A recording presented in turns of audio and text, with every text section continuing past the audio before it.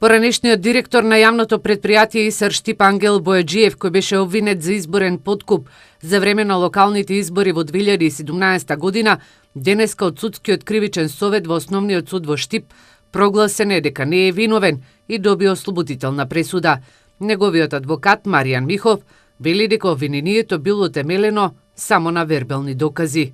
Така, дека вршил притисок, дека нудел вработувања, нудел различни бенефиции за да се гласа за ВМРО и така натака и така натака. Но сето тоа беа вербални докази, неподкрепени со ниту една доказа, контрадикторни изјави и така. Судот го утврди тоа во текот на постапката и денеска беше ослободен од обвинение.